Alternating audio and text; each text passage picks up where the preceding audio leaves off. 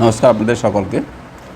আমি একটা বিশেষ সূত্রের মাধ্যমে কিছুটা খবর শুনতে পেয়েছি, তাই আপনাদের সকলকে জানাচ্ছি যে এই বৈদেশিক শত্রুরা আমাদের দেশে অশান্তির একটা সৃষ্টি করার চেষ্টা করছে, আর সেটার সব টার্গেট হয়ে যাচ্ছে আমাদের বাংলার মাধ্যম দিয়ে, বাংলার বর্ডার দিয়ে তাদের প্রবেশ।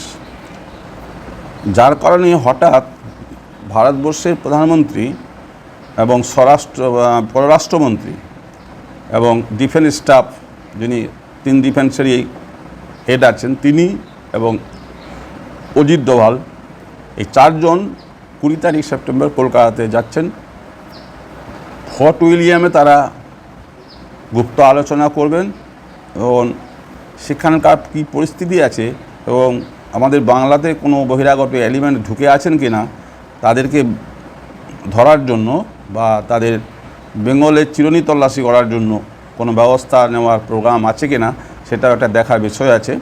যার জন্য আমাদের বাংলা সরকারের একটা চিন্তার কারণ হয়ে দাঁড়াচ্ছে যে হয়তো বাংলা সরকারের হাত থেকে ক্ষমতা নিয়েও নিতে পারেন বহিরাগতদের উদ্দেশ্যে, এবং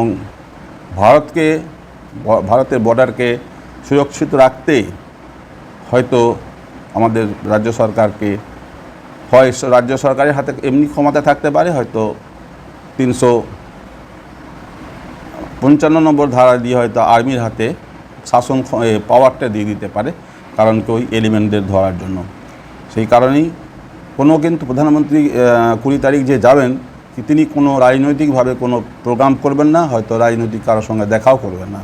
তিনি আর্মি স্টাফদের সঙ্গেই নানা রকম তথ্য দিক দিয়ে আলোচনা করবেন। আলোচনা করে আবার তিনি ওখান থেকে সকলে মিলেই কলকাতায় ফিরে চলে আসবেন। অজিত ডোভাল থাকলে থাকতে পারেন, আর্মি স্টাফ আর